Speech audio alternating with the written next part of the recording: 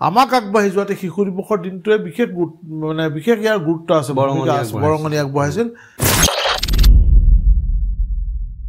কাজিয়া বহুত কৰিছো কাজিয়া বিভিন্ন কাৰণে কাজিয়া কৰোঁ আমাৰ হাতত তেতিয়া অন্য কোনো টিভি নাছিলে খুব শুনিলে সন্ধ্যা 7 বজাত দেওবাৰে 7টা 7:30 গধূলি বৰ্ণালী স্কুলৰ পৰা পলাইছে স্কুলৰ পৰা মানে এনেকুৱা নহয় পলাইছো 16 চনত টিকেট বিচাৰিছো নাই দিয়া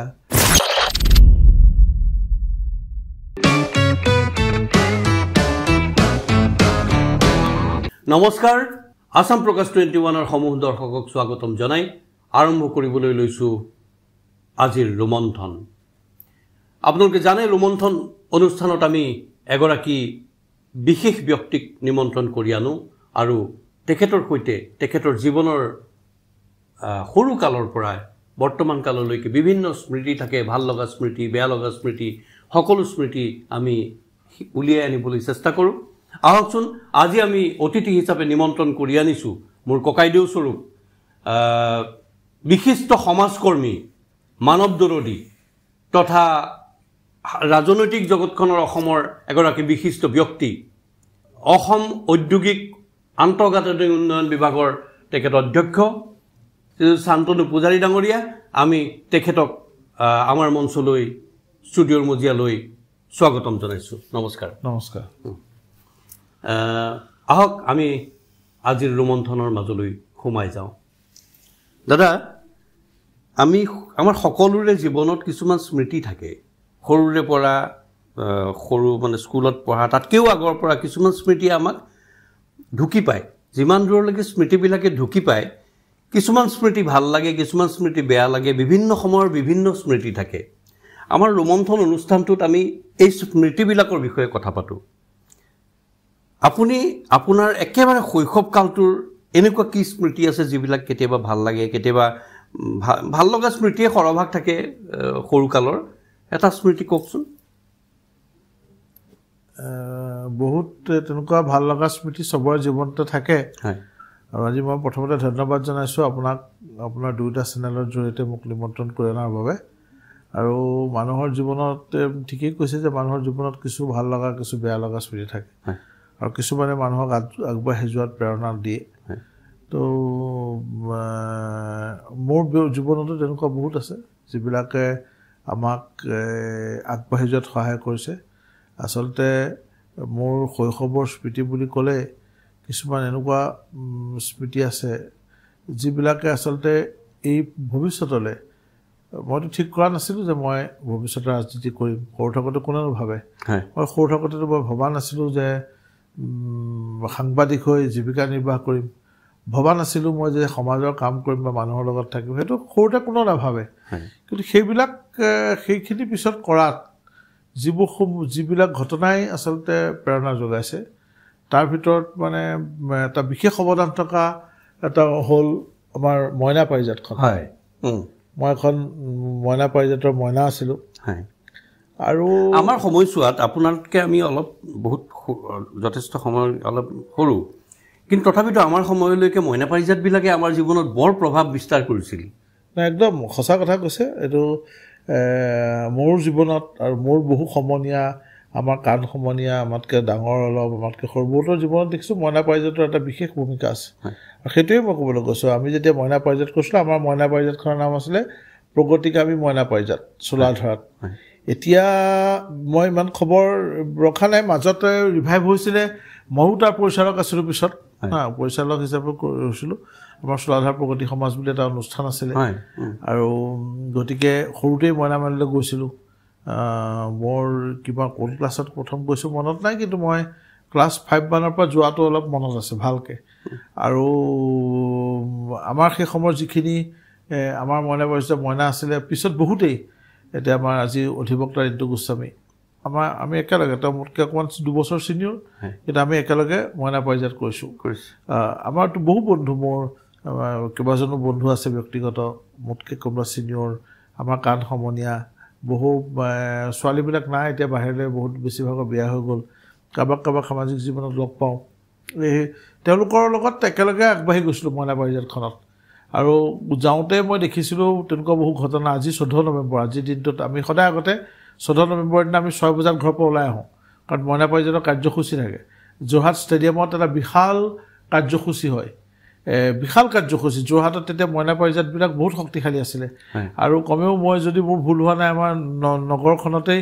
20-25খন মইনা পাৰিজাত থাকে আৰু সেই 20-25খন মইনা পাৰিজাতৰ ভিতৰত প্ৰগতিকামী মইনা পাৰিজাতৰ নাম আছিলে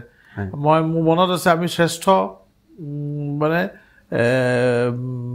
যিটো শিশু সমাৰোহ হয় আমি সদায় আমাৰ মইনা পাৰিজাতখন সদায় শ্ৰেষ্ঠ হয় শ্ৰেষ্ঠ দল বিভিন্ন প্ৰতিযোগিতা হয় ৰাতিপুৱা 6 বজাত ঘৰৰ পৰা ওলাই আহোঁ গধূলিলৈকে আমি আহিছোঁ নে ঘৰলৈ গৈছোঁ নে যেতিয়া গধূলি সন্ধ্যা লাগিলেহে আমাক বিচাৰে আবেলি হ'লেহে বিচাৰে যে কিয় দেৰি হৈছে তাৰ বাহিৰে বিচাৰিও নাহে ঘৰৰ পৰা 6টা বজাৰ পৰা লাগিলে 5টা বজাত কি খাইছোঁ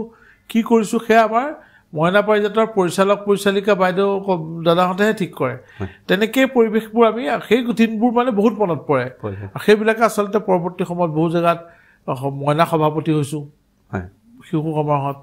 মইনা নিৰ্দিষ্ট বক্তা হৈছোঁ মইনা বিশিষ্ট অতিথি হৈছোঁ আৰু সেইবিলাক কৰাত আছিল যিসকলে মানে সহায় বৰঙণি যোগাইছিলে আমাৰ শ্ৰদ্ধা বিপ্ৰকাকতি ছাৰ তেখেত এতিয়াও আছে তেখেত যদিও আমাৰ পৰিচালক নাছিলে কিন্তু তেখেতে আমাক এইবিলাক ক্ষেত্ৰত আমাক গঢ় দিয়াত তেখেতৰ এটা অৱদান আছে জলি বাইদেউ বিপ্লৱ দা এতিয়া ক'ত আছে মই নাজানো খবৰ জলি বাইদেউক মাজে মাজে পাওঁ তেখেতলোক মানে আমাৰ মইনা পাৰিজাতৰ পৰিচালক আছিলে পৰিচালক পৰিচালিকা গতিকে চিন্তা কৰক মোৰ আজি বয়স 55 বছৰ পাৰ হৈছে তেখেতলোক এতিয়া কিমান বয়স হৈছে গতিকে তেখেত য'ত লোককো শ্ৰদ্ধা জনাইছোঁ য'তে আছে কুশলে থাকক আৰু আজি এই দিনটোত এটা আজি পবিত্ৰ শিশু দিৱসৰ দিন পণ্ডিত জৱাহৰলাল নেহৰুৰ জন্মদিন আৰু এই দিনটোৰ আমাৰ সময়ত এটা বিশেষ তাৎপৰ্য আছিলে মই আজি কৈছোঁ যে আজিকালি পূৰ্বৰ তাৎপৰ্য বা গুৰুত্ব হয়তো ক'ৰবাত হেৰুৱাইছে কিন্তু আমাৰ দিনত আমাক আগবাঢ়ি যোৱাতে শিশু দিৱসৰ দিনটোৱে বিশেষ ইয়াৰ গুৰুত্ব আছে বৰঙণি আগবঢ়াইছিল কাৰণ এই দিনবিলাকত আমাৰ মইনা পাৰিজাতবিলাকে শিশু দিৱসত শিশু সমাৰোহ পাতে অনুষ্ঠান পাতে প্ৰতিযোগিতা আয়োজন কৰে স্কুল বন্ধ থাকে বিভিন্ন ধৰণৰ কাৰ্যসূচী হয় যিবিলাকত অংশগ্ৰহণ কৰি আমি আগবাঢ়ি গৈছিলোঁ নিশ্চয় তাৰপিছত আমি সেই শৈশৱ পাৰ কৰিলোঁ তাৰপিছত কৈশোৰলৈ আহিলোঁ আমি মানে LP স্কুলৰ পৰা ঠিক যে এই হাইস্কুলৰ পৰিৱেশলৈ আহিলোঁ সেই সময়ৰ কিছু স্মৃতি আপোনাৰ পৰা আমি জানিব বিচাৰিম আমি যেতিয়া স্কুলত নাম লগাইছোঁ হাইস্কুলত তাৰপিছতে অসম আন্দোলন আৰম্ভ হৈছে মই কৈছোঁ আমি মইনা মেলেৰে সামাজিক জীৱন আৰম্ভ কৰিছোঁ আৰু যেতিয়া অসম আন্দোলন হ'ল স্কুল বন্ধ হ'ল মইনা পাৰিজাতো অলপ খেলি মেলি হ'ল অনুষ্ঠানবিলাক পাতিব পৰা নোহোৱা হ'ল কাৰণ কোন সময়ত ক'ত কেতিয়া মানে কি কাৰ্যসূচী আছুৱে লয় বা আন্দোলনকাৰীসকলে লয় তো ঠিক নাই আৰু আমি যিহেতু মোৰ জন্ম যিহেতু এটা জাতীয়তাবাদী চিন্তাধাৰাৰ পৰিয়ালত মানে মা দেউতাসকলে মা নিজে সংগ্ৰামী মহিলা সমাজ যুৱভাৰত বুলি এটা অনুষ্ঠান আছিল যি অসম আন্দোলনত ওতঃপ্ৰোতভাৱে যিটো সংগঠন জড়িত আছিলে সেইটোত মায়ে ওচৰৰ মহিলাসকলক লৈ ওলাই যায় গতিকে কেতিয়া ঘৰ মানুহ ক'ত থাকে দেউতাসকলে শিক্ষক সংস্থাৰ লগত মানে দায়িত্বত আছিলে গতিকে দেউতায়েও বিভিন্ন কাৰ্যসূচীত যায় সভা সমিতি আমি ক'ত থাকোঁ সেই সময়ত কোনো আমাক চাবলৈ সময় নাই মইনা মেলো নচলে স্কুলো নাই আমি ক্লাছ 6ত এটা বছৰ আমি লছ কৰিছোঁ বছৰ আমাৰ নষ্ট হৈছে মই ক্লাছ 6ত আৰু তেতিয়া ক্লাছ 2-3 মানত তেনেকুৱা হ'ব 4-5 বছৰ সৰু গতিকে স্কুল নাই মইনা মেল নাই অন্য একো কাম নাই গতিকে মোৰ যেনেকুৱা চিন্তাধাৰা তেনেকুৱা মোৰ এজন বন্ধু আছিলে তেওঁ পিছত অসমৰ সাংস্কৃতিক জগতখনৰ নাট্য জগতখনতে চিনাকি নাম পবিত্ৰ বৰুৱা আমি মিণ্টু বুলি মাতোঁ মিণ্টু মোৰ বন্ধু আমি লগালগি ঘৰ আমাৰ গতিকে মাজত এখন খালী বাৰী তাৰপিছত ইফালে মিণ্টুৰ ঘৰ তো আমি একেলগে ডাঙৰ হৈছোঁ গতিকে আমি নিজে ঠিক কৰিলোঁ ক্লাছ 6-7ত থাকোঁতে 6ত থাকোঁতে যে স্কুল বন্ধ হৈ গ'ল আমি আন্দোলনত যাওঁ কেতিয়াবা আন্দোলনৰ কাৰ্যসূচীত যাওঁ মাহঁত বেলেগে যায় আমি বেলেগে যাওঁ ল'ৰাবিলাক লৈ সৰু আমি হাফ পেণ্ট পিন্ধি অংশগ্ৰহণ কৰিছোঁ আৰু মোৰ মনত আছে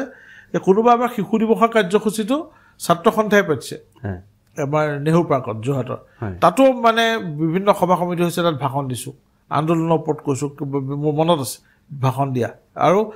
এতিয়া সেই কথাবিলাক অলপ আন্দোলনৰ সম্পৰ্কীয় আছিলে তাৰপিছত আমি যেতিয়া দেখিলোঁ যে এইবোৰ একো নাই আমিনো কি কৰি থাকিম আমনি লাগে কিমান চিলাউৰাম কিমান ক্ৰিকেট ফুটবল খেলিম আৰু গতিকে মই আৰু আমাৰ মিণ্টু আমি দুজনে অলপ নেতৃত্ব লৈ আমি নতুন এটা অনুষ্ঠান আৰম্ভ কৰিলোঁ প্ৰথমতে আমি ভাবিলোঁ যে আমি নামটো দিম অকণি সংঘ, অকণি সংঘ। তাৰপিছত কোনোবা মানুহ তাত আৰু 2-4জনৰ যেতিয়া কথা পাতিলোঁ, ডাঙৰ মানুহৰ লগত কথা পাতিলোঁ, তো প্ৰথমতে ডাঙৰৰ পৰা কথাটো লুকুৱাই থৈছিলোঁ। কিন্তু যিদিনা প্ৰথম মিটিংখন পাতি দিলোঁ, আমাৰ অকণমান আদৰ্শবান আমাৰ স্কুলৰ ছিনিয়ৰ ভাষণ চাখন দিয়া, স্কুলত নাটক চাটক কৰা তেনেকুৱা 2-4জন মানুহক দেখি থাকোঁ সদায়। তেওঁলোকৰ ঘৰলৈ গৈ মাতিলোঁ, নিমন্ত্ৰণ কৰিলোঁ, মিনিটে কোনেও নাজানে। আৰু আমি আগতাক খুজি কাৰোবাক চাহ খুজিলোঁ, কাৰোবাক বিস্কুট বিচাৰিলোঁ, কাৰোবাক ভুজিয়া বুন্দিয়া বিচাৰিলোঁ। এনেকৈ কৰি আমাৰ পদূলিমুখত এখন সভা কৰিলোঁ। আৰু মনত আছে সেই সভাখনত কেইবাজনত যোৰহাটৰ বিশিষ্ট ব্যক্তি গ'ল। সেই সময়ত খুব তৰ্ক কৰে তেখেতে, তৰ্ক প্ৰতিযোগিতাত অংশগ্ৰহণ কৰে তেখেত। আমাৰ সেই সময়ত আদৰ্শ। পিছত তেখেতে চৰকাৰী চাকৰি কৰি এইবিলাকৰ পৰা অকণমান আঁতৰি গ'ল। সঞ্জীৱ কাকতি, তেখেতক মাতিলোঁ। খুব ভাল ভাষণ দিয়ে, খুব ভাল তৰ্ক কৰে। তাৰপিছত ক'লোঁ আমি মিটিংখন পাতিম, ক্লাব এটা খুলিম, ক্লাব বুলিয়ে কৈছোঁ। আৰু পিছত যেতিয়া ছিনিয়ৰসকলৰ লগত, জ্যেষ্ঠসকলৰ লগত কথা পাতিলোঁ, পিতৃস্থানীয় মাতৃস্থানীয় ব্যক্তিসকলৰ লগত, তেতিয়া তেখেতলোকে ক'লে যে নহয়, নামটো অকণ সলাই দিয়া, সৰু ল'ৰা ছোৱালী অকণি সংঘ বুলি ক'লে ভাল নালাগিব, অকণি অধ্যয়ন চক্ৰ হ'ল। আৰু আমি অকণি অধ্যয়ন চক্ৰ বুলি আমাৰ ঘৰৰ, আমাৰ লোকেলিটিটোত, আমাৰ অঞ্চলটোত আমি এটা অনুষ্ঠান কৰিলোঁ। আৰু অকণি অধ্যয়ন চক্ৰত আমাৰ গোটেই অঞ্চলৰ ল'ৰা ছোৱালীবিলাক আহিলে, কাৰণ স্কুল বন্ধ। আমি চবৰ ঘৰৰ পৰা খুজি কিতাপ পত্ৰ আনিলোঁ। আমি শিশু হাতে লিখা আলোচনী উলিয়ালোঁ। সেইখনৰ নামো মৌচাক আছিলে। আচল মৌচাক পিছত ওলাইছে। আমি যিখন হাতে লিখা মৌচাক উলিয়াইছিলোঁ 1980 চনত, মনত আছে মানে। তাত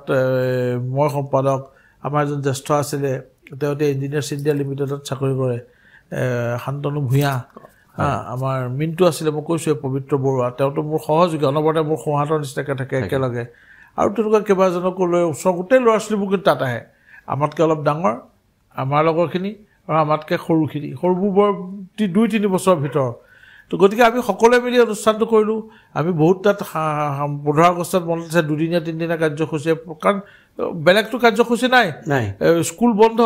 গতিকে আমি স্বাধীনতা দিৱসৰ কাৰ্যসূচী সাংস্কৃতিক অনুষ্ঠানৰ সৈতে কৰিছোঁ। ল'ৰা ছোৱালী ভাওনা পাতিছোঁ, সাংস্কৃতিক অনুষ্ঠান পাতিছোঁ। আৰু এইবিলাকত ওচৰৰ মানুহবিলাকে, তেতিয়া আমাৰ ঘৰ ওচৰত আচলতে আমাৰ নামঘৰ বা এইবিলাকত মই দেখিছোঁ সিদ্ধাৰ্থ, এইটো এটা অসমৰ সামাজিক জীৱন কেনেকৈ মানে লাহে লাহে বিভিন্ন ধৰণৰ ক্ৰম বিৱৰ্তনৰ মাজেদি আহিছে। তেতিয়া আমাৰ নামঘৰবিলাকত বৰকৈ ভাগৱত পাঠ নহয়, অবিৰত ভাগৱত পাঠৰ সেই কনচেপ্ট নাছিলে। শংকৰ উৎসৱো ধৰ্মীয় কাৰ্যসূচীখনহে হয়, ৰেগুলাৰ ভাওনা হ'ব লাগে, কিবা হ'ব লাগে, তেনেকুৱা ধৰণৰ নাছিলে 2-3 আৰু আমাৰ অঞ্চলটোতো প্ৰথম মনত আছে আমাৰ 3 কাৰ্যসূচীয়ে আমাৰ এই অনুষ্ঠানবোৰৰ পৰা প্ৰেৰণা পায়। আমাৰ জ্যেষ্ঠসকলে অনুষ্ঠান আৰম্ভ কৰিলে, মানে শংকৰ জন্মোৎসৱৰ 3-4 কাৰ্যসূচী। এদিন ল'ৰা ছোৱালীবিলাকৰ ভাওনা, এদিন ল'ৰা ছোৱালীবিলাকৰ মাইথলজিকেল নাটক, এনেকুৱা মানে। তো সেইবিলাকে আমাৰ অঞ্চলটোত আমিতো মনত পৰিছে, এইবিলাকত আমাক আগবঢ়াই নিয়াত, নেতৃত্ব দিয়াত সহায় কৰিছে। আমি শৈশৱ গ'লোঁ, কৈশোৰলৈ আহিলোঁ, স্কুললৈ আহিলোঁ, আন্দোলনৰ কথা পাতিলোঁ, অসম আন্দোলনৰ কথা। কাৰণ অসম আন্দোলন খুব একদম, আপোনালোকেতো আমাতকৈও 5 বছৰমান আগত, গতিকে আপোনালোকে একদম জীয়া ছবিখন দেখা পাইছে। মোৰ অলপ ৰিণিকিহে মনত পৰে, ক'ৰবাত দেউতাহঁতে পথাৰৰ মাজত গৈ পেলাই দৌৰি গৈ আমি লুকাই থাকোঁগৈ। সৰু কালত তেনেই অকণমানতে আমি পলাবলগীয়া হৈছিলে আচলতে। এনেকুৱা ধৰণৰ বহুত ধৰণৰ স্মৃতি থাকে। তাৰপিছত যৌৱনকাল আহিল। এই যৌৱন কালছোৱাত আচলতে আমি ক'ৰবাত কেতিয়াবা বিচলিত হোৱা দেখা যায় ল'ৰা ছোৱালী, ক'ৰবাত কেতিয়াবা কাজিয়া পেচালো। আমাৰ সময়ত, সেই সময়ত বিৰাট কাজিয়া পেচালো হৈছিলে। এটা গ্ৰুপ থাকে, ইটো গ্ৰুপ থাকে, এনেকুৱা গ্ৰুপৰ। তেনেকুৱা কিবা অভিজ্ঞতা আছে নেকি আপোনাৰ? কাজিয়া বহুত কৰিছোঁ। কাজিয়া বিভিন্ন কাৰণে কাজিয়া কৰোঁ। এই স্কুলৰ ল'ৰাক বেলেগৰ ল'ৰাই মাৰিলে কাজিয়া কৰোঁ। তো খেলত কাজিয়া কৰিছোঁ, ফুটবল খেলত বা ক্ৰিকেট খেলত স্কুলৰ হৈ যেতিয়া সমৰ্থন কৰিবলৈ যাওঁ। আৰু মোৰ মনত আছে, মোৰ বন্ধু মিণ্টুৰ কথা কৈছোঁ, আমি একেলগে থাকোঁ। কেতিয়াবা আনকি যেতিয়া যোৰহাট গভটৰ খেল তেওঁলোকৰ লগত নাথাকে, তেওঁ পলিটেকনিকত পঢ়িছিলে, মোক লৈ যায় লগত পলিটেকনিকৰ হৈ চিঞৰিবলৈ। আৰু বিভিন্ন বিয়া বাৰুত কাজিয়া হয়, বিয়াবিলাকত দৰা ঘৰ, আমি ছোৱালী ঘৰত থাকিলে দৰা ঘৰ ল'ৰা লগত কোনো সেইবিলাকৰ, কিন্তু সেইবিলাকে মানে কি হয়, সেইবোৰ আচলতে এতিয়া স্মৃতি হৈ গ'ল। কিন্তু সেই কথাবিলাক কিয় আছিল যে আমি বিভিন্ন ধৰণে এক্টিভ আছিলোঁ তেতিয়া, কাৰণ আমাৰ হাতত তেতিয়া মোবাইল নাছিলে, আমাৰ হাতত তেতিয়া অন্য কোনো টিভি নাছিলে। খুব শুনিলে সন্ধ্যা 7 বজাত দেওবাৰে 7:30 গধূলি বৰ্ণালী বুলি এটা অনুষ্ঠান, আৰু বেলেগটোতো নাই। গীতিমঞ্জুৰি শুনি আমি কিমান সময় কটাম? সেইটো বয়সত গানটো ইমানটো প্ৰিয়ও নহয়, অন্য নাই। গতিকে আমি হয় কাজিয়া কৰিব লাগিব লগৰ ল'ৰাৰ লগত নহয় আমি ওলাই যাব লাগিব বোকা খেলিব লাগিব দৌৰিব লাগিব নহ'লে চিনেমা হললৈ পলাই চিনেমা চাইছোঁ বহুত কিন্তু বিশেষকৈ যৌৱনত বহুত মানে মিণ্টুৰ লগত যাওঁ আৰু কেইবাজনো মোৰ বন্ধু আছিলে স্কুলৰ পৰা পলাইছে স্কুলৰ পৰা মানে এনেকুৱা নহয় পলাইছোঁ মানে ঠিক মানে টিফিনৰ পিছত নাথাকোঁ কেতিয়াবা নগ'লোৱে এদিন মানে মোৰ দুজনে মোক লৈ গ'ল ক'লে ব'লা আমি ড্ৰেছটো কি কয় আগদিনাখনে প্লেনিং তাতে যিহেতু মোবাইল নাই ক'লে নাই আমি টেনিছ ক্লাবত থ'ম তাত দুয়োটাই টেনিছ খেলে আৰু তাৰে এটা মানে মোৰ খুব ঘনিষ্ঠ দুয়োটাই মোতকৈ জুনিয়ৰ স্কুলত এবছৰ কিন্তু এতিয়া দুইজনেই বিশিষ্ট ব্যক্তি এঘৰজন আমাৰ যোৰহাটৰ বিশিষ্ট চিকিৎসক ডক্টৰ শ্যামন্ত বৰুৱা আৰু তেওঁলোক দুজনৰ ঘৰ মুখামুখি আছিলে এইযোৰ আমাৰ চিকু বুলি কওঁ চিকু সঞ্জীৱ বৰুৱা এই বিশিষ্ট শিল্পী তো চিকু আৰু সজীৱ মানে শ্যামন্ত মোক লগ ধৰিলে বোলে ব'লা চিনেমা চাওঁ কাইলৈ তো চিনেমা আমি কেনেকৈ যাওঁ স্কুল মানে তুমি এটা কাম কৰিবা বেগত এটা টি চাৰ্ট লৈ আহিবা বেলেগ টি চাৰ্ট এটা বা স্পৰ্টিং বুলি কওঁ স্পৰ্টিং এটা লৈ আহিবা আমি টেনিছ ক্লাবতে বেগ আৰু বাকী ড্ৰেছ থ'ম আমি চিনেমা চাবলৈ যাম তেতিয়া এটা 11টা বজাৰ চোৱাত এটা নিয়ম আছিলে যে এই সৰু ল'ৰাক নিদিয়ে ইউনিফৰ্মত যোৱা ল'ৰাকটো নিদিয়ে সৰু ল'ৰাক নিদিয়ে তো চিকু অকণমান দেখাত ডাঙৰ তাৰ মচুচ কৰিছিলে তেতিয়া যে চিকুক আমি আগবঢ়াই দিলোঁ টিকেট কাটিবলৈ 3টা টিকেট কাটি আনিছে আৰু আমি কুণাল গোস্বামীৰ অন্য কুণাল গোস্বামী থকা এখন চিনেমা চাইছিলোঁ মনত আছে কলাকাৰ আচ্ছা তো গতিকে কলাকাৰ চাইছোঁ মানে এটা গান বিখ্যাত আছিলে কলাকাৰ যিকেইটা গান বহুত পিছলৈ বিখ্যাত আছে তেনেকুৱা বহুত আছে নোকোৱাকৈ ঘৰত চিনেমা গৈছোঁ মানে সদায় স্কুলৰ পৰা পলাই চাইছোঁ এইটো পলাই চিনেমা চোৱা কিন্তু মোৰ এইটো এদিনেই মনত আছে আৰু তাৰ বাহিৰে কেতিয়াবা নোকোৱাকৈ চাইছোঁ কোনোবা দিনা দেওবাৰত ক'ৰবালৈ যাওঁ বুলি লগৰ ল'ৰাৰ ঘৰলৈ যাওঁ বুলি তেনেকৈ সেইবোৰ মিণ্টুৱে মই চাওঁ ঘৰত চিনেমা চাবলৈ কেতিয়াবা পইচাও দি পঠিয়াই চিনেমা চাওঁগৈ আজি দিয়ে সেইটো বহুত বাৰ হৈছে বহুত কোনো এইটো বাধা নিদিয়ে তো চিনেমা চাবলৈ যাওঁ কিন্তু হেৰি আন্ধাৰ হ'লে কিন্তু ভয় লাগে বাহিৰত যেতিয়া আন্ধাৰ হৈ যায় তেতিয়া ভয় লাগে পলাই আহোঁতে দৌৰি আহোঁ তাৰমানে মোৰ শংকৰ চিনেমা হলৰ পৰা আমাৰ ঘৰলৈ প্ৰায় 2.5 কিলোমিটাৰ হ'ব আৰু সেই সময়ত যাতায়াতৰ ব্যৱস্থা নাই বেলেগটো নাই মইতো চাইকেল নাজানিছিলোঁ মই চাইকেল শিকিছোঁ মই মেট্ৰিক মেট্ৰিক দি পেলাইহে চাইকেল শিকিছোঁ সঁচা কথা তো গতিকে মই স্কুলৰ জীৱনত বা তেনেকুৱা চাইকেল কিনিছোঁ দেৰিকৈ কলেজলৈ যোৱাৰ পিছত গতিকে সেই আগৰ চোৱা আমি দৌৰা ধাপৰি কৰিয়ে যাওঁ স্কুলৰ পৰা বা শংকৰ চিনেমা হলৰ পৰা আমাৰ ঘৰলৈ মই দৌৰি যোৱা মনত আছে আন্ধাৰ হৈ গ'ল কিন্তু মোৰ মনত আছে অসমীয়া চিনেমা চাইছিলোঁ মিণ্টু আৰু মই আছিলোঁ কিন্তু আমি ঘৰত কৈ গৈছিলোঁ তথাপি আন্ধাৰ হোৱাৰ লগে লগে যে ঘৰত সোমাব লাগে চাপিব লাগে সেইটো কিন্তু যিটো বাধ্যবাধকতা ঘৰৰ পৰা পাইছিলোঁ সেইবিলাকে আচলতে অলপ আমাক নিয়ন্ত্ৰিত কৰি ৰাখিছিলে কাজিয়া পেচাল কৰিছোঁ কিন্তু কাজিয়া বহুত এক্সট্ৰিমত যোৱা নাই বহুত মানে কাজিয়া পেচাল নাই কৰা বুলি নকওঁ কাজিয়া নকৰা কিন্তু কোন ডাঙৰ হৈছে আমাৰ জমানাত আজিকালি ল'ৰা ছোৱালীয়ে কাজিয়া কৰিবলৈ সময়ে নাপায় টিউচন খেলা মাক দেউতাকৰ প্লেনিঙত মোবাইল এইবিলাকে ব্যস্ত কৰি ৰাখে আমাৰ সেইবিলাক কোনো ব্যস্ততা নাছিলে না আমি একদম ফ্ৰী আছিলোঁ স্কুলৰ পৰা সৰুকালতে আহি বেগটো থৈ চিধাই দৌৰ মাৰিছিলোঁ খেলিবলৈ লগৰ খালোঁ নাখালোঁ কথা নাই সেইটো আমাৰ আছিলে দূৰৰ পৰা মাতি থাকে আমাৰ দিনত কাৰণ কোচিংবিলাক আমাৰ হাতত নাই আমি ক'ৰবাত কিবা কোচিং ল'বলৈ যাওঁ মই কৈছোঁ নহয় আমাৰ লগৰ ল'ৰাই কোচিং মানে ঘৰৰ পৰা যেতিয়া শিকাইছে কি খেলিবলৈ পঠিয়াইছে তাত টেনিছ সব ল'ৰা ছোৱালী টেনিছ খেলিবলৈ নাহে সব ল'ৰা ছোৱালী টেবুল টেনিছ খেলিবলৈ নাহে ক্ৰিকেট কোচিং তেতিয়া নাই কোনোবাই মন গৈছে ক্ৰিকেট স্কুলৰ পৰা খেলিব গতিকে সেইবিলাক আছে আৰু কিন্তু মই ছাত্ৰ অৱস্থাত কেতিয়াও মানে কলেজতো হওক মই কলেজতো কিন্তু মই আছোঁ বা তেনেকুৱা সংগঠনৰ লগত আমি জড়িত হোৱা নাছিলোঁ সেইকাৰণে হাতত অপৰ্যাপ্ত সময় মানে সেই সময়ত আছিল তাৰপিছত কলেজীয়া জীৱনটো শেষ কৰাৰ পিছত কলেজীয়া জীৱন আমি শেষ কৰিছোঁ মই সকলোকে সোধোঁ এই প্ৰশ্নটো আচলতে এই প্ৰশ্নটোৰ পৰা কোনো আচলতে বাদ পৰি নাযায় আপোনাৰ সাধাৰণ বহুত মানুহৰ হোৱাৰ দৰে মই যোৱাবাৰ ডক্টৰ গোলাপ ডেকা আহিছিলোঁ তেখেতকো সুধিছিলোঁ আপোনাকো মই প্ৰশ্নটো সুধিব বিচাৰিছোঁ জীৱনত কেতিয়াবা প্ৰেম হৈছেনে তেনেকুৱা কলেজীয়া জীৱনত তেনেকুৱা নাই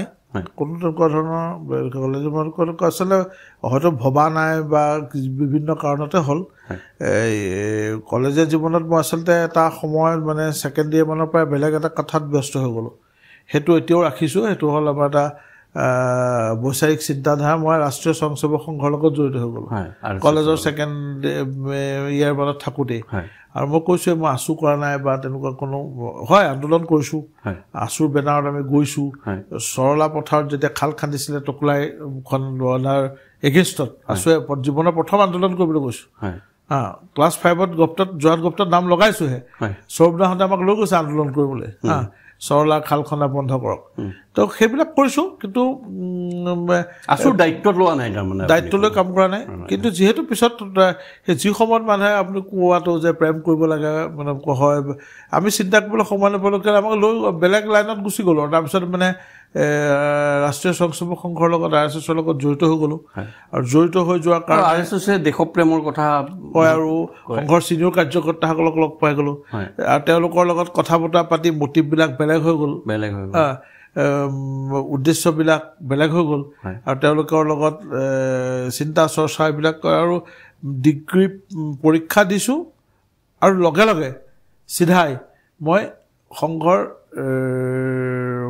আমি তেতিয়া প্ৰচাৰক কয় বা বিস্তাৰক কয় পূৰ্ণকালীন বুলি নকয় ফুল টাইম মানে ঘৰৰ পৰা গুচি গৈছোঁ মোক নগাঁৱত দায়িত্ব দিছে মোৰ নগাঁৱলৈ মানে BA পৰীক্ষা দিয়ে আৰু BA পৰীক্ষা দিয়ে মই ৰৈ থকা নাই পৰীক্ষা শেষ কৰিছোঁ আৰু আগতে ঠিক হৈ আছে 10-15 দিনৰ ভিতৰত ঘৰটো কোনো আপত্তি কৰা নাই হাঁহি মুখে উলিয়াই পঠিয়াইছে মই নগাঁৱত গৈ পেলাই এবছৰ কাৰণে যে মই কৈছোঁ মই কিন্তু ঘৰৰ ডাঙৰ ল'ৰা আৰু পঢ়িম বুলিও ভাবিছোঁ গতিকে মই উচ্চ শিক্ষাৰ কাৰণে যাম মাষ্টাৰ ডিগ্ৰী কৰিম কিন্তু এই সময়ছোৱাত সকলোৱে যেতিয়া কৈছে মই আমাৰ দয়াল কৃষ্ণ বৰা বুলি এগৰাকী শ্ৰদ্ধেয় ব্যক্তি আছিলে তেখেতে এতিয়া পৰলোকগত তো তেখেতে আহি ঘৰত কথা পাতিছিলে মোৰ লগত কথা পাতিছে গতিকে মই এবছৰৰ কাৰণে এবছৰ বুলি কৈছোঁ কিন্তু এবছৰ পূৰা থাকিব নোৱাৰিলোঁ কাৰণ পিছত মই ইউনিভাৰ্চিটিত এডমিশ্যন ল'ব লগা হ'ল শ্বিলঙত পঢ়িবলৈ গুচি গ'লোঁ তো সেইবিলাকৰ লগত জড়িত হৈ আপুনি মাষ্টাৰ শ্বিলঙৰ পৰা কৰিছে মই মাষ্টাৰ ডিগ্ৰী হিষ্ট্ৰীত কৈছোঁ শ্বিলঙৰ উত্তৰ পূব পাৰ্বত্য বিশ্ববিদ্যালয় আপোনাৰ দেউতাও হিষ্ট্ৰীৰ প্ৰফেচাৰ আছিলে যোৰহাট কলেজৰ আছিলে এতিয়া তাৰ পিছৰ চোৱাত আপুনি জনমভূমি কাকতৰ সাংবাদিক হিচাপে চাকৰিত জইন কৰিছিলে ইয়াৰ কিছু স্মৃতি মানে কি হ'ল আছিলে মোৰ মানে সাংবাদিকতাটো মোৰ এটা মানে নিচাৰ নিচিনা আছিলে সাংবাদিক হ'ম এইটো কথা সৰুৰ পৰাই ভাবোঁ আৰু সেইকাৰণে মই মৌচাকৰ শিশু প্ৰতিনিধি অকণি প্ৰতিনিধিও আছিলোঁ মৌচাক বুলি আলোচনীখনত মই শান্তনু তামুলীদাৰ যিখন মৌচাক তেখেতৰ তাত মই শিশু প্ৰতিনিধি হৈছিলোঁ 1982-83 চনত তেনেকুৱা 83-82 এনেকুৱা মানে মেট্ৰিক দিয়াৰ আগত 9-10ত পঢ়ি থাকোঁতে 83-84 হ'ব নেকি তো একজেক্ট চনটো পাহৰিছোঁ তাৰপিছতে লগত জড়িত মোৰ এইটো এটা ইচ্ছা আৰু মই দেউতাক কৈছিলোঁ যে মোক পাৰিলে সাংবাদিকতাটো জাৰ্নেলিজিম পঢ়িবলৈ লাগে তো সেই সময়ততো আৰু নেট ছেটৰ ব্যৱস্থা নাই তো মই তেতিয়া উইকেণ্ড বুলি এখন মেগাজিন আহে চান আহে সেইবোৰ পঢ়োঁ ৰেগুলাৰ চান পঢ়োঁ উইজডম পঢ়োঁ দেউতাই ৰিডাৰ্ছ ডাইজেষ্ট সেইবোৰ পঢ়োঁতে তাত কিছুমান এডভাৰটাইজ দেখোঁ সৰু সৰু learn journalism join journalism course সেইবোৰ কাটিংবোৰ মানে কাটি কাটি থৈ ষ্টাইলত চিঠি লিখোঁ বিভিন্ন ঠাইৰ পৰা মানে আহিছে প্ৰস্পেক্টাছ পঠাই দিয়ে 10 টকা এটা পঠাব লাগে আনকি মই শান্তিনিকেতনৰ প্ৰস্পেক্টাছো আনিছিলোঁ BA পাছ কৰাৰ সময়ত দেউতাই ক'লে নাই নালাগে পাৰিলে হিষ্ট্ৰীটোকে পঢ়ি কলেজত শিক্ষকতাটোৱে কৰিব লাগে নহ'লে কোনোবা স্কুলৰ মই ঠিক আছে আৰু হিষ্ট্ৰীটোৱে ভাল পাওঁ হিষ্ট্ৰীয়ে পঢ়িছোঁ ঘৰত পৰ্যাপ্ত কিতাপ পত্ৰ আছে গতিকে অসমীয়া পঢ়িম বুলি ভাবোঁ কিন্তু কেতিয়াবা ভাবোঁ অসমীয়াটো মানে অলপ মোৰ আখৰ খুব বেয়া আছিলে সেইকাৰণে আখৰ বেয়া হোৱাৰ ভয়তে মই এনেই অসমীয়া সাহিত্য মোৰ বহুত প্ৰিয় ব্যাকৰণে হওক আৰু এইটো কথা এতিয়া নদি ক'ব পাৰোঁ মই লিখোঁতে মোৰ ভুলটো বহুত কম হয় আখৰ জোটনিয়ে হওক বা লিখাৰ ক্ষেত্ৰত হওক কিন্তু আখৰ খুব বেয়া আৰু মোক সদায় মোৰ মাও গ্ৰেজুৱেট আছিলে শিক্ষকতাও কৰিছিলে মায়ে সদায় এটা কথা কয় যে তই বেয়া আখৰ কাৰণে কেতিয়াবা মানে তই মৰিবি বা তই বেয়া আখৰ কাৰণে নম্বৰ কম হ'ব সেইটো মায়েও কয় দেউতায়ো কয় আৰু দুইজন দেউতাৰ আখৰটো সাংঘাতিক ভাল আছিলে আৰু দেউতাই একে পাকতে বিভিন্ন মেপ নক্সা ছবি অশোক স্তম্ভ এইবোৰ আঁকি দিব পাৰে মোক শিকাইছিলে এই ছ'চিয়েল ষ্টাডিজত বা হিষ্ট্ৰীত এইবোৰ লিখি পেলাই কৈছে মেপ এখন আঁকি দিলে নম্বৰটো এনেই বেছি দি দিয়ে কাৰণ দেউতাই বহুতবাৰ হেড এক্সামিনাৰ আছে মেট্ৰিকৰ বহি চাই BA পঢ়ি চাই মোক কৈছে কিছুমান কাইদা আছে যিবোৰ কৰিলে তই নম্বৰ বেছিকৈ পাবি দুটা তো কিন্তু মই নোৱাৰোঁ মোৰ ছবিটো মই একদম বেয়া হাতৰ আখৰ একদম বেয়া সেইটো ভয়ত মই অসমীয়া নপঢ়িলোঁ হিষ্ট্ৰীয়ে পঢ়িলোঁ ইংৰাজী পঢ়িব পৰাকৈ ইমান দখল আছে বুলি মই ভবা নাছিলোঁ গতিকে কিন্তু পিছত কিবা কিবি কাৰণত মই শিক্ষকতাত যেতিয়া কৰিছোঁ নকৰা নহয় আৰু এইটো কথা স্বীকাৰ কৰিব মোক মানে কোনোবাই কয় যে আপোনাৰ যিটো খং তো ল'ৰা ছোৱালী বহুত আপুনি পিটি ঘুগুলা কৰিলেহেঁতেন আৰু মোৰ সেইকাৰণে কি হ'ল মই ভাবিলোঁ যে নাই মই সেই ধৈৰ্যটো মানে শিক্ষকতাটো একচুৱেলি বহুত পবিত্ৰ ব্যক্তি পবিত্ৰ এটা মানে দায়িত্ব আৰু সকলোৱে মই ভাবোঁ শিক্ষকতাটো কৰিব নোৱাৰে মই যেতিয়া কাকজান কলেজত প্ৰথম এটা মেটাৰনিটি লিভত 3 মাহৰ কাৰণে কৰিছোঁ শিক্ষকতা বুৰঞ্জী বিভাগত তো বাইদেউগৰাকী মেটাৰনিটি লিভত গ'ল মোক মাতি নিলে আৰু মই পৰীক্ষা দি আহিছোঁ ৰিজাল্ট দিয়া নাই কৰিলোঁ মই এতিয়া দেখিছোঁ যে নাই এই ধৈৰ্যটো যেতিয়া ছোৱালী ফুল হৈ থাকে ক্লাছটোত প্ৰায় হিষ্ট্ৰী ক্লাছত সাধাৰণতে আমাৰ সেই সময়ত আৰু মানে ল'ৰা নাথাকে বেছিকৈ ছোৱালী তো মই ভাবোঁ যে এইটো ধৈৰ্য মোৰ নাই এতিয়া যে আৰম্ভ কৰিলে আৰু মই 35 বছৰ একেখিনি কথা পঢ়ুৱাই থাকিব লাগিব এইটো মই ভাবিলোঁ একদম মই এইটো মোৰ দ্বাৰা নহ'ব তাৰপিছতে তথাপি মই BEd কৰিলোঁ তাৰপিছত আৰু BEd কৰি শিক্ষকতাৰ চাকৰি পাইছোঁ একেলগে 3টা চাকৰি পাইছোঁ যে এখন স্কুলত এটা চাকৰি তাৰপিছতে শুনিছে চাগে এটা সংস্থা আছে SOS ইণ্টাৰনেশ্যনেল চিলড্ৰেন ভিলেজ তো SOS এটা আন্তঃৰাষ্ট্ৰীয় সংস্থা যে চিলড্ৰেন ভিলেজ থাকে তো তাত এটা কাউন্সিলৰ পোষ্ট পাইছোঁ চাকৰি পাইছোঁ তো সেইটো ইণ্টাৰভিউ দিছিলোঁ গুৱাহাটীত আজাৰাত তাৰপিছত একে সময়ত জন্মভূমি শেষত জন্মভূমিকে মই দেউতাই কৈছে যে এইটোৱে কৰ কাৰণ এইটো তোৰ এটা মানে ভাল লগা বিষয় আছিলে তই পঢ়িবলৈ ইচ্ছা কৰিছিলি আৰু এতিয়া ঘৰতে থাকি কৰিলোঁ আৰু জন্মভূমিত বহু বছৰ আছিলে মই 20 বছৰ কৰিছোঁ 95ত সোমাইছোঁ আৰু মই শেষৰ ফালে আৰু এতিয়ালৈকে মানে 2014 চনলৈকে মই দৈনিক জনমভূমিত থাকিলোঁ আৰু মই দৈনিক আছোঁ মানে মই কিবা বেয়া পাই পেলাই আহিছোঁতো নে মই তাৰপিছত আপুনি সক্ৰিয় ৰাজনীতিলৈ আহিবৰ কাৰণে মই জনমভূমি ত্যাগ কৰিছোঁ আৰু দৈনিক জনমভূমিত মই বিভিন্ন বিষয়ত কাম কৰিছোঁ মই বহুত দিন ধৰি ষ্টাফ ৰিপৰ্টিং কৰিছোঁ আৰু তেতিয়া অসমত পেপাৰ বহুত কম চেনেলবোৰ ওলোৱা নাই আৰু উজনি অসমত জন্মভূমিৰ সাংঘাতিক দপদপনি বহুত পুৰা দপদপনি তাৰ মাজত মই কৰিছোঁ অসমৰ বিভিন্ন ঠাই ঘূৰিছোঁ অসমখন ভালকৈ চোৱাৰ সুবিধাটো কিন্তু দৈনিক জনমভূমিয়ে দিছে মোক আৰু দৈনিক জনমভূমিয়ে জীৱনত প্ৰতিষ্ঠা লাভ কৰাত সব ধৰণে এটা সহায় কৰিছে আগবাঢ়ি যোৱাত সহায় কৰিছে আৰু সেইকাৰণে মই কৃতজ্ঞ মানে আৰু ভাল লাগে সেই কথাও ভাবিলে বহুত মানুহক লগ পাইছোঁ আজি মোক মানে মানুহে চিনি পোৱা হ'ল বা মই বহুতক চিনি পোৱা হ'লোঁ তাৰ কাৰণটো অন্য একো নহয় কিন্তু তাৰ কাৰণটো হ'ল দৈনিক জনমভূমি ইয়াৰ পিছত আপুনি সক্ৰিয় ৰাজনীতিলৈ আহিলে এই ৰাজনীতিলৈ অহাটো হঠাৎ লোৱা পৰিকল্পনা নে আপুনি আগৰ পৰাই ভাবি আছিলে যে ৰাজনীতিলৈ এদিন আহিব নাই আগৰ পৰা ভবা নাই মই কৈছোঁ যে মই এটা বিচাৰধাৰাত আছিলোঁ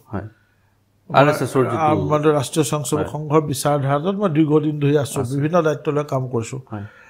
মই কিন্তু কেতিয়াও এইটো হ'বলৈ দিয়া নাই মই দৈনিক জনমভূমিত চাকৰি কৰিছোঁ আৰু দায়িত্ব লৈছোঁ এইটোৱে যাতে মোৰ পেচাটোক কিবা মানুহে ভাবিব নোৱাৰে মই সামঞ্জস্যটো ৰক্ষা কৰিছিলোঁ বেলেঞ্চিং কৰোঁ আৰু কৰাৰ কাৰণে কেতিয়াও সেই ক্ষেত্ৰত বদনামো হোৱা নাই বিভিন্ন ধৰণে মানুহে চেষ্টা কৰিছে বেয়া পায় জানে মোক RSS মানুহ বুলি আৰু সংঘক এটা সময়ত বহুতে অস্পৃশ্য হিচাপে চাইছিলে তাৰ কাৰণটো হ'ল তেওঁলোকে সংঘত নাজানে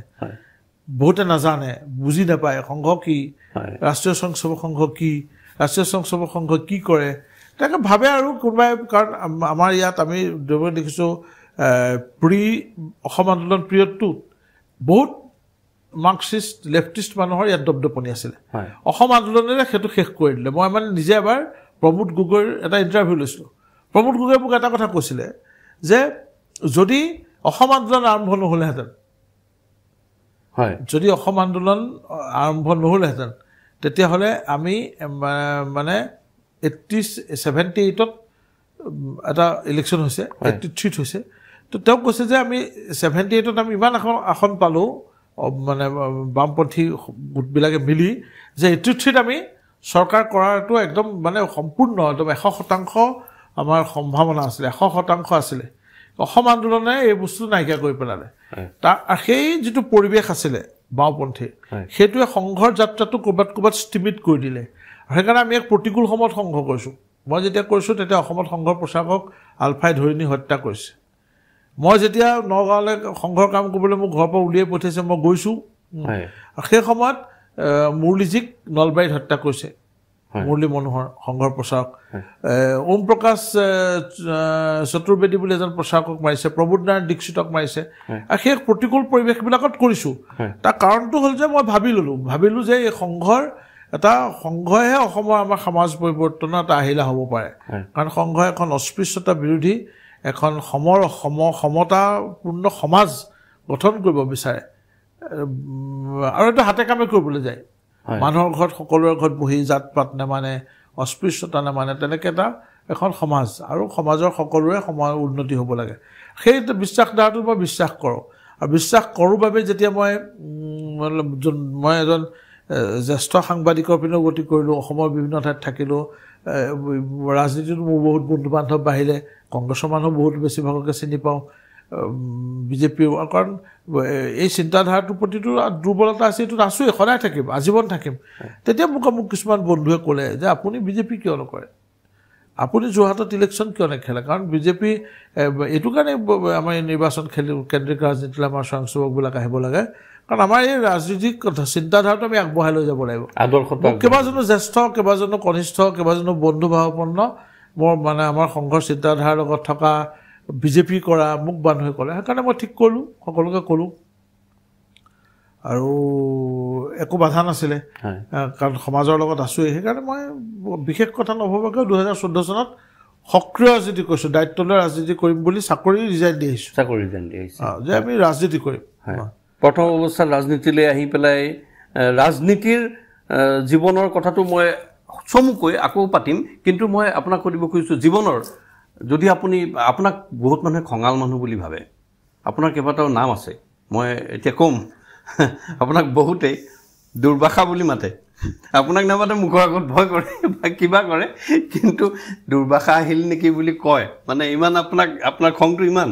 কিন্তু আজিৰ দিনত আমি দেখা পাওঁ আপোনাক মই বিভিন্ন ধৰক যোৰহাট ক্ৰীড়া সন্থাৰ লগত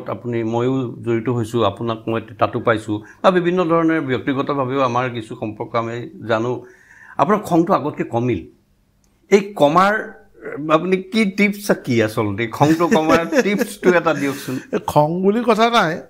খং মানে কথা আচলতে খং মই সেইদিনা এটা পঢ়িবলৈও পাইছোঁ আৰু কৈছোঁ খং সেইবিলাক মানুহৰহে উঠে যাৰ আচলতে যুক্তিত মানুহ এজন থাকে এটা আদৰ্শত থাকে আদৰ্শটো ইফাল সিফাল হ'লে খং উঠে খংটো এটা কথা মই আজিকালি এইবিলাক বস্তু পঢ়োঁ কাৰণে জানি পাইছোঁ খংটোৰ শৰীৰতন্ত্ৰৰ লগত এটা সম্পৰ্ক আছে হয় কাৰোবাৰ শৰীৰতন্ত্ৰটোৱে মানুহৰ যিটো শৰীৰতন্ত্ৰটো যেনেকৈ গঠন হয় আমি যেনেকৈ বহোঁ যেনেকৈ খাওঁ যেনেকুৱা আচৰণ কৰোঁ সেইবিলাকৰ লগত মই এতিয়া আপুনি পোনকৈ বহি আছে মই অকল বেকাকৈ বহিছোঁ চকী কিন্তু একেখনেই সেইটো মোৰ এটা শৰীৰতন্ত্ৰৰ লক্ষণ মোৰ ক'ৰবাত এইটো মানে নাৰ্ভ মানে যিবোৰ মানে আমাৰ নাভি বুলি কয় নাভিৰ লগত পৰা আমাৰ নাৰ্ভবিলাক গৈছে এইটো আয়ুৰ্বেদে কোৱা কথা মই কোৱা কথা নহয় সেই নাসিকা যিটো ছিষ্টেম সেই ছিষ্টেমটোৱে আমাক তেনেকৈ মানে কোনোবা এডাল নাৰী শক্তিশালী সেইটো কাৰণে মই হয়তো মোৰ খংটো পটককৈ উঠে মই কোনোবা এডাল নাৰ্ভ উইক সেইকাৰণে তেওঁ আৰামপ্ৰিয় তেওঁ আৰাম কৰি ভাল পায় কোনোবাই খাই ভাল পায় চাব কোনোবাই শুয়ে থাকে দিনটো সেইবোৰ মানুহৰ এই শৰীৰতন্ত্ৰই তাক কিন্তু পৰিচালিত কৰে সেইটো মই নিজে কোৱা কথা নহয় সেইটো মই পাইছোঁ পঢ়িছোঁ এইটো আয়ুৰ্বেদ অধ্যয়ন কৰিলেও পায় হয়তো তেনেকুৱা কিবা আছে কিন্তু মই আজিকালি অলপ ভাবি ল'লোঁ যে খং কৰি কি লাভ আছে এজন মানুহৰ শত্ৰু গোটোৱা ভাবোঁ খং উঠে কেতিয়াবা বেছিকৈ উঠে কেতিয়াবা কমকৈ উঠে স্বাভাৱিকতে বিভিন্ন কাৰণত উঠে কিন্তু কি লাভ আছে আমি জীয়াই থাকিব লাগিব মিলিজুলি থাকিব লাগিব আৰু মানুহৰ শত্ৰু এজন মানুহৰ মনত ৰাখিব যে খংটো উঠাৰ লগে লগে কিবা এষাৰ কথা কোৱাৰ লগে লগে এজন শত্ৰু বাঢ়ে ভাল কথা ক'লে হয়তো দুজনে ভাল পাব বেয়া কথা ক'লে বহুত মানুহৰ আমাৰ আচলতে এতিয়া সমাজৰ ব্যৱস্থাটো এনেকুৱা ছিষ্টেমটো এনেকুৱা যে আমি ভাল কথা ক'লে এইটো শুনিবলৈ অপ্ৰিয় হ'লে কোনেও ভাল নাপাওঁ বহুত কোনোবাই কয় সেইকাৰণে শাস্ত্ৰটো কৈছে যে অপ্ৰিয় সত্য ক'ব নালাগে সেইকাৰণে লাহে ভাবিছোঁ যে আৰু এটা কয় নহয় আমাৰ গুৰু গুজনাই কৈ থৈ গৈছে যে আপুনি বয়স হ'লে বুদ্ধি হ'ব ভাল তো মোৰ চাগে বয়স হোৱাৰ লগে লগে বুদ্ধি ভাল হৈছে সেইকাৰণে মই এইটো কমাবলৈ চেষ্টা কৰিছোঁ সাংবাদিকতাৰ জীৱনত আপুনি লিখা মেলা যথেষ্ট কৰিছিলে লিখা মেলা বৰ্তমান সময়ত আপুনি এৰি দিছে নে চলাই আছে লিখা মেলা নাই মাজততো এৰি দিছিলোঁ মানে সময় নাই চিন্তা কৰিবলৈ সময় নাপায় কিন্তু কেতিয়াবা এনেকুৱা দায়িত্ব দলে দিছে 14 চনৰ পিছত যিবোৰ দায়িত্ব 24 আৱাৰ্ছ ডিউটি 24 আৱাৰ্ছ বিজি থাকিব লাগে বিভিন্ন সময়ত ব্যস্ততা থাকে শুবলৈ খাবলৈ খানা আৰু পাৰ্টি যিসকলে চলাই আছে বা চৰকাৰ চলাই আছে তেওঁলোকৰতো এতিয়াও খাবলৈ শুবলৈ সময় নাথাকে কাৰণ এইটো এটা দায়িত্ব গধুৰ দায়িত্ব আৰু মোৰ যিহেতু আজি 1.5-2 বছৰ বহুত বেছি গধুৰ দায়িত্ব নাই জিলা ক্ৰীড়া সন্থাৰ সভাপতি হৈ আছোঁ ফুটবল সন্থাত আছোঁ ব্যস্ততাটো অলপ বেছি বাকী কিছুমান ক্ষেত্ৰত অলপ ৰিলেক্সেশ্যন আছে গতিকে মই ভাবিলোঁ ক'ভিডৰ পিছৰ পৰা বিশেষকৈ আগতেও লিখিছিলোঁ 2004-05 চনৰ পৰা উপন্যাসো লিখিলোঁ কিতাপ এখনো উলিয়াইছিলোঁ 2007 চনত গ্ৰন্থমেলাত ভাবিলোঁ আৰু লিখাৰ কাৰণে মোক বহুত মানুহে চিনি পায় মোক বেছিভাগ মানুহে চিনি পায় অকল লিখাৰ কাৰণে মই মোৰ বন্ধু মহলতো বহুতে মোক ক'লে এৰি দিব নালাগে ক'ভিডৰ সময়ত পঢ়াটো বঢ়ালোঁ সময়ত ফ্ৰী আছিল অলপ পঢ়াৰ অভ্যাসটো সেই সময়ত বঢ়াই দিলোঁ আৰু পঢ়াৰ অভ্যাসটো বঢ়াই দিয়াৰ কাৰণে লিখিবলৈ মন গ'ল আৰম্ভ কৰিলোঁ আৰু আপোনাক আজি এই অনুষ্ঠানৰ মাজেদি কওঁ মানে যে মোৰ এখন নতুন উপন্যাস এইবাৰ যোৰহাট গ্ৰন্থমেলাতে উলিয়াম বুলি ভাবিছোঁ ইতিমধ্যে প্ৰকাশকে এখন ছপাশাললৈ পঠিয়াইছে হয়তো ওলাব যোৰহাট বুক ফেয়াৰত বা এতিয়া বুক ফেয়াৰ গ্ৰন্থমেলাৰ ছিজন চলি আছে কোনোবা এখন বুক ফেয়াৰত ওলাব বুলি আশা কৰিছোঁ আৰু অতি সোনকালে সেইখন তেওঁলোকে উলিয়াব আৰু এইবোৰ মই যিবোৰ অভিজ্ঞতা ইমান দিনে কটাইছিলোঁ সেইবিলাকৰ ভিত্তিতেই এখন উপন্যাস উলিয়াই দিছোঁ কি নামটো কি দিছে নামটো দিছোঁ পাতাল কাল দৰ্শকসকল প্ৰিয় দৰ্শকসকল পাতাল কাল নামৰ শান্তনু পূজাৰী ডাঙৰীয়াৰ এখন উপন্যাস সোনকালে আহি আছে পাঠকসকলে এইখন পঢ়িব বুলি আৰু মতামত আগবঢ়াব বুলি আশা কৰিলোঁ তাৰপিছত আমি শেষৰ ফাললৈ অনুষ্ঠানৰ শেষৰ ফাললৈ যাম জীৱনৰ আটাইতকৈ তিক্ততাপূৰ্ণ স্মৃতি যিটো স্মৃতি নহ'লে মানে নাহিলে মনলৈ ভাল লাগে এইটো এনেকুৱা এটা স্মৃতি তেনেকুৱাটো বুলি নাই যদি নহ'লে ভাল লগাটো ঘটনাটো বহুত আছিলে মই 21 চনত টিকেট পাইছোঁ টিকেট বিচাৰিছোঁ দিয়া নাই টিকেটটো পঢ়াতে ভাল আছিলে 16 চনত টিকেট বিচাৰিছোঁ নাই দিয়া মই পোৱাহেঁতেন ভাল লাগিলহেঁতেন নহ'লে ভাল লাগিলহেঁতেন হয় নহয় সেইবোৰ তিক্ততাটো বুলি বাদ দিছোঁ আৰু তেনেকুৱা বহুত যে কাৰোবাৰ লগত কেতিয়াবা বেছি মানে মতানৈক্য হৈছে যিটো হৈছে এইটো নোহোৱাহেঁতেন ভাল আছিল তেনেকুৱাতো বহুত আছে কিন্তু সকলো কিছুমান কথা কোৱাটো উচিত নহয় আৰু মই ভাবোঁ সকলো কথা স্মৰণ কৰাটো ভাল নহয় কিছুমান কথা জেগাতে ঠাইতে বাদ দি দিব লাগে যিবিলাকে আমাক ভৱিষ্যতে আগবাঢ়ি যোৱাত সহায় কৰিব খুব সুন্দৰ উক্তি এনেকুৱা এটা স্মৃতি যিটো স্মৃতি সদায় মনত পেলাই থাকিবলৈ মন যায় জীৱনৰ এনেকুৱা এটা স্মৃতি যিটো প্ৰত্যেক মুহূৰ্ততে অনুৰণন হৈ থাকিলে মনৰ মাজত ভাল লাগি থাকে মানে সেইটো স্মৃতি তেনেকুৱা কিবা স্মৃতি বহুত আছে এনেকুৱা বহুত ঘটনা কৰিছোঁ বুলি কৈছোঁ বহুত এনেকুৱা ঘটনা ঘটাইছোঁ বা বহুত এনেকুৱা নিউজ কৰিছোঁ বিশেষকৈ মই সাংবাদিকতাৰ ক্ষেত্ৰত জড়িত আছোঁ কৈছোঁ আৰু এই তেনেকুৱা নিউজ কৰি কাৰোবাৰ উপকাৰো হৈছে বহুত আছে তেনেকুৱা এটা দুটা বুলি নহয় যিবিলাকে মানে উপকাৰ হৈছে কাৰোবাৰ আৰু কাৰোবাৰ কেতিয়াবা হোৱাৰ কাৰণে হঠাৎ বহুত ডাঙৰ ড্ৰেষ্টিক চেঞ্জ হৈছে কিছুমান কথা কোৱাত অসুবিধা আছে অলপ গতিকে সেইবিলাক মানে বিভিন্ন মহলৰ লগত কাৰোবাৰ লগত আলোচনা হৈছে কৰিছোঁ সেইটো হোৱাৰ কাৰণে মানে ভাল হৈছে ভাল হোৱাৰ পিছত মনটো ভাল লাগিছে সেনেকুৱা কথা এতিয়াও মনত পৰি থাকিলে মনটো ভাল মনটো মনত যেতিয়া পৰি থাকে যে মই এইটো কাৰ কাৰণে এইটো হ'ল হৈছে তেনেকুৱা বহুত ঘটনা হৈছে নিউজো হৈছে মানে তেনেকুৱা কথা ধৰক নিউজৰ কাৰণে মোক মানে এইটো ক্ষেত্ৰত মই দৈনিক জনভূমিত আমাৰ সেই সময়ত আমাক মাৰ্গদৰ্শন কৰা শ্ৰদ্ধা অজিত কুমাৰ শৰ্মা ডাঙৰীয়া শ্ৰদ্ধা সুব্ৰত শৰ্মা তেখেতলোকক শলাগ লৈছোঁ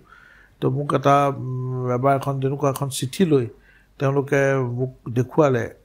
মানে